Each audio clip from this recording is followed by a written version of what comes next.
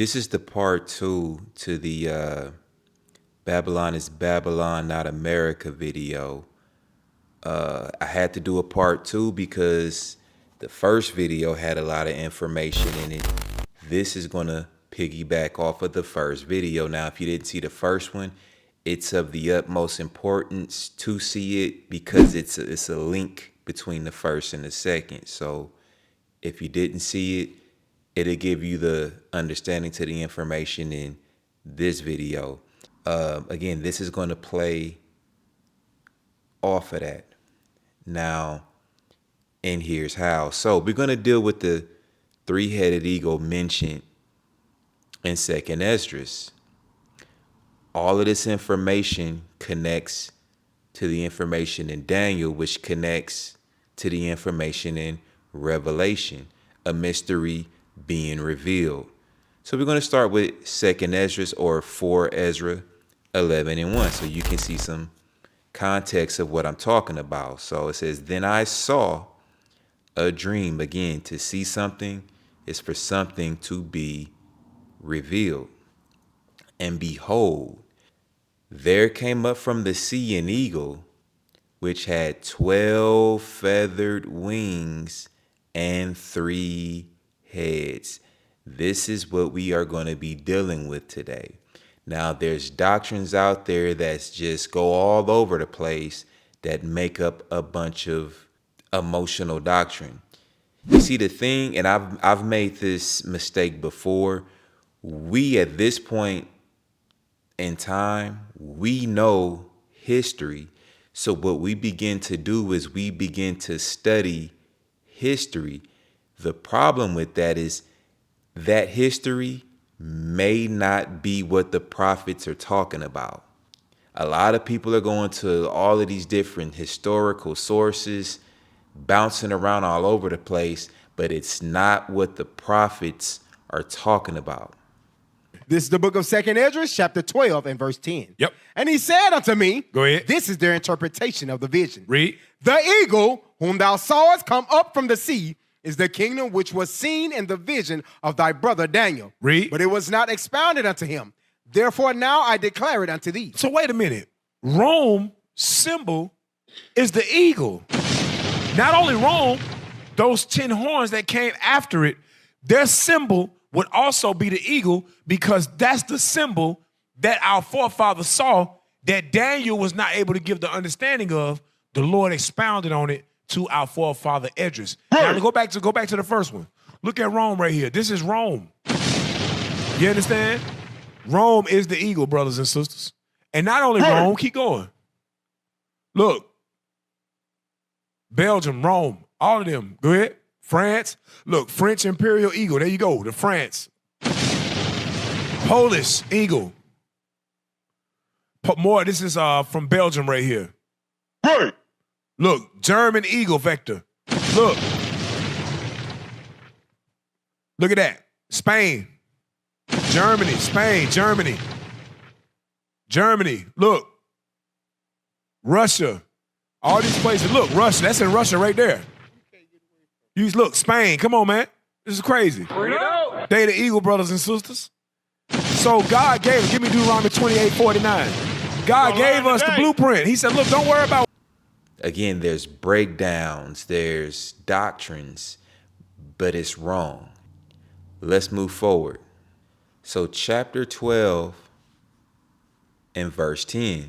And he said unto me, this is the interpretation of the vision. That's very important right there, because the thing is, we want to interpret things, not we, but a lot of these so-called teachers want to interpret things. They want to be the prophets. They want their name with lights and glitter all over the place. The thing is, the book gives the interpretation. It says, the eagle whom you saw come up from the sea is the kingdom which was seen in the vision of your brother Daniel. Damn. So it's telling you what it's telling you. But then it further says, but it was not expounded unto him Therefore now I declare it unto you. So this is going to be expounding on what Daniel saw. If you don't know what Daniel saw because you're so busy teaching breakdowns and doctrines from history sources from men that you've decided to place in front of you, then you're not going to understand this. Again, I provided what Daniel saw in the first video. Now, 11:1. Then I saw a dream, and behold, there came up from the sea an eagle, which had 12 feathered wings and 3 heads, the 3-headed eagle. We're going to get some understanding on this 3 heads of this eagle. Now, I mentioned it in the first video. This eagle is this body, but it's representing a few nations. You have Babylon, Persia, and Greece. Very simple. And this came from what Daniel gave us. It's not about a breakdown. It's not about a doctrine or let me copy and paste this link and teach something good. Just because somebody teaches something doesn't make it correct. It doesn't make, let me elaborate. It doesn't mean that's what the prophets are talking about when they tell us what they're talking about. We're going to hop over to 12:22. And whereas you saw 3 heads resting, this is the interpretation. Nah, make up your own interpretation. No, it's going to provide the interpretation. Whereas you saw that the great head appeared no more, it signifies that one of them shall die upon his bed, and yet with pain. For the 2 that remain shall be slain with the sword. For the sword of the one shall devour the other, but at the last shall he fall through the sword himself. This is very clear, crystal clear. This is the interpretation. This is what it's focusing on. So let's see what it's talking about. Now, we're basically going to end up doing a review, again, from the information provided in the first video, because that's what Daniel saw. So when we establish, again, from reading the book of Daniel, that there was a transition from Babylon, Nebuchadnezzar's son, Belshazzar, which was also a king, when it transitioned from Babylon to Persia, some significant events took place. And it looked like this. So when we saw that Belshazzar, the king of Babylon, was killed by Darius, the king of the Persians, we see how he went out. It went like this. And that night was Belshazzar, the king of the Chaldeans, slain. And Darius the Mede took the kingdom. You know, a lot of y'all don't even know. Y'all, if you were asked like, hey, how did this happen? A lot of y'all wouldn't even know, because all y'all do is just watch YouTube videos. This is how it happened. So we see that Belshazzar was killed, and then the transfer of power went to the next subordinate nation, the Persians. It's in writing. How did it happen is the key thing. He was slain. Well, didn't we just read in Esdras that the 2 that remain shall be slain with the sword? Well, here's one that was slain with the sword. You only need to find the other one that was slain with the sword. Here it is. So in the last video, we actually saw Daniel prophesy about Darius getting laid to rest, and the man that would do it, and how it happened. And it looked like this in the Maccabees 1:1. And it happened after that Alexander, son of Philip, a name, the Macedonian who came out of the land of Kittim, had did what? Smitten Darius the king of the Persians and Medes, that he reigned in his stead, meaning instead of him, the first over Yawan, which is Greece. Okay? We see it with our own eyes and it's crystal clear. This is the second head of the eagle, because again, it's two. We just covered the first one. This is the second head of the eagle that we saw in Esdras that would be slain with the sword. To smite is to slay. Now the final head, one of them shall die upon his bed, and yet with pain. This is a easy process of elimination as we move forward to the only man there, Alexander, son of Philip. We saw this again in the last video. Here's how it happened. Back to 1 Maccabees 1 verse 5. And after these things, he fell what? Sick, and perceived that he should die. So Alexander reigned 12 years, a short space, and then died. This is from a sickness. He wasn't slain like the other two. He was sick and died with pain, verbatim. This is how this is your three-headed eagle. Despite with any emotional doctrine that you heard, the book says this. We read each account. This solidifies the information in the first video that Daniel was telling us. 7 heads, 10 horns. This is further evidence that this is your 7 heads. So back to 11 and 1 of Esdras. So that takes care of the three-headed eagle. So the other part of this is this 12 feathered wings. Let's see how this connects with the book of Daniel. Now, as I stated in the first video, when you see wing, head, and horn, this signifies kings. So when you see this 12 feathered wings, don't assume this is literal. Just like the 7 heads and 10 horns wasn't literal. Just like the whore, which was a city, it was telling you it wasn't a literal whore. Okay? These are parables, mysteries that must be revealed, but using the scriptures. I said it once, I'll say it again. We're basically doing a review because it all is predicated upon Daniel's visions. As we pinpointed in the first video, we got the first 2 names of the first 2 kings of Babylon. These are the first 2 heads. It literally called Nebuchadnezzar a head. You are this head of gold. It was a father and son kingdom. We just saw that video and this video. The son was killed, and the next nation that took the power was the Persians. We read from the last video that the Persians would have 4 heads, and then it was provided to us in the scriptures.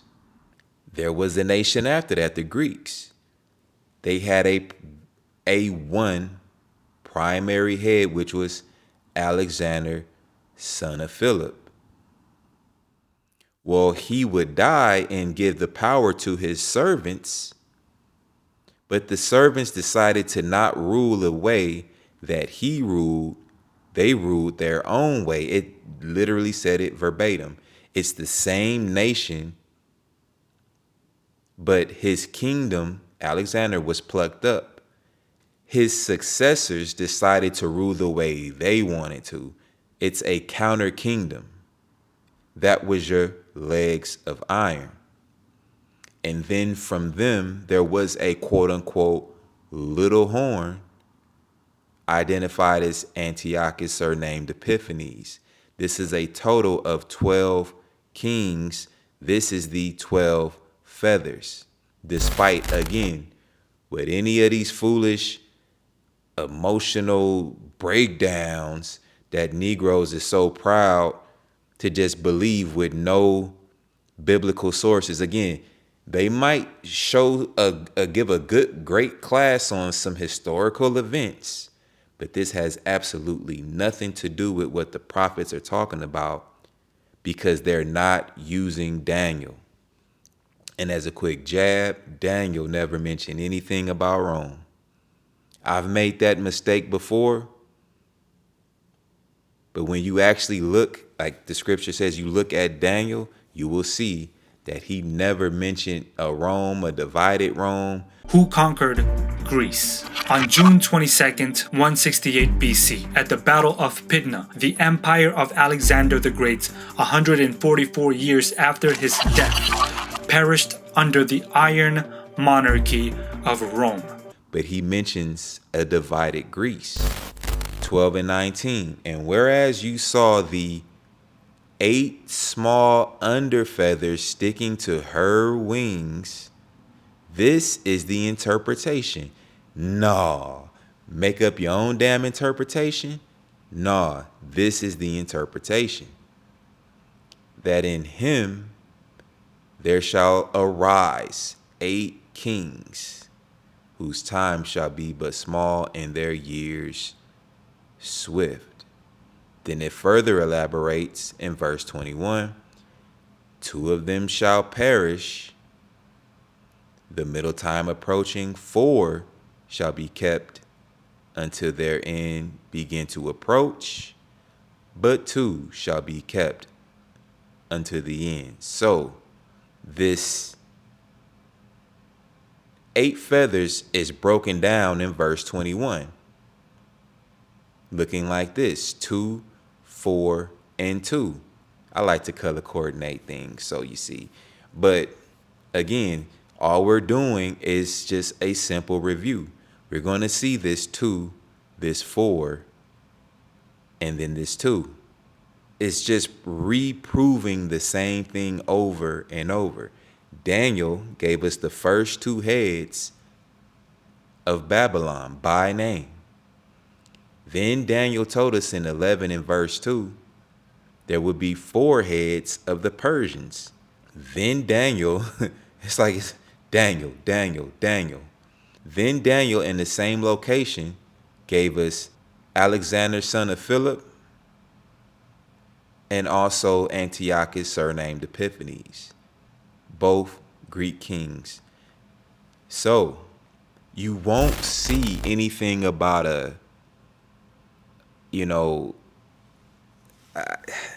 I'm gonna tell you this: breakdowns are like a curse, basically. Anybody can break something down, but when it's given the interpretation, that's the breakdown.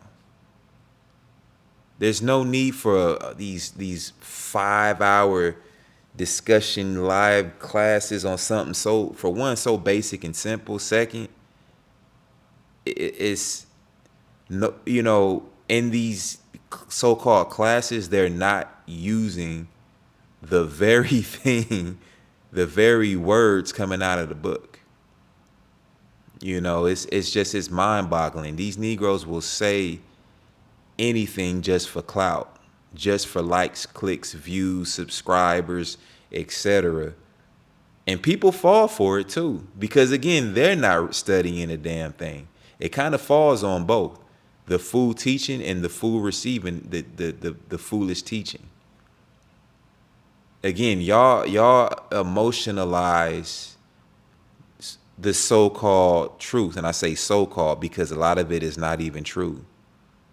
If it's not entertaining or leading with entertaining, then it's like y'all nah, it's not true. But y'all really want to watch the arguing, the yelling.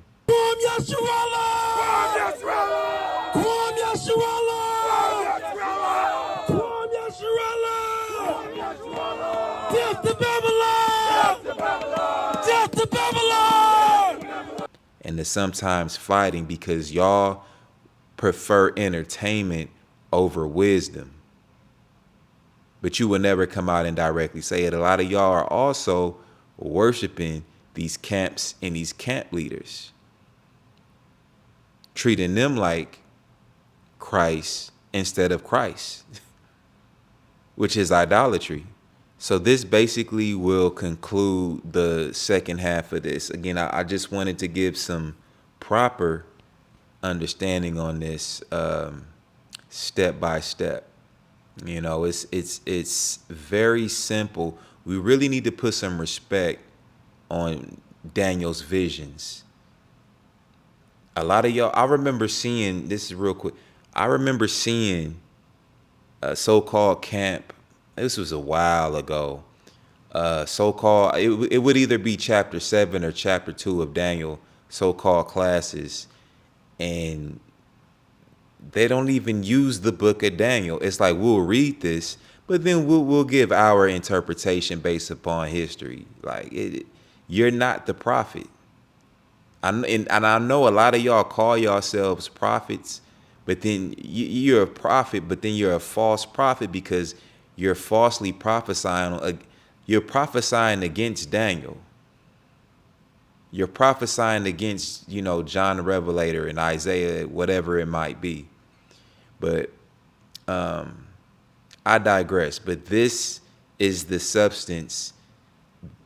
Esdras is basically a second witness to what we see in Daniel. John the Revelator saw 8 kings in chapter 17. It's the same 8 kings. It never changed. Whether it's Daniel, Esdras, or John the Revelator, it's the same 8 kings.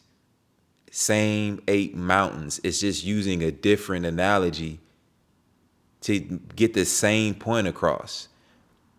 It has nothing to do with a NATO, EU. That's all camp doctrine and breakdown. Y'all know good and damn well that stuff didn't come out of no Bible. But the stuff in the Bible is like, it goes against the doctrine. It doesn't have enough emotion attached to it. But then that's how y'all are getting taken. And you should hold yourself responsible. But that's all I have for now, as it is written, and I'm out.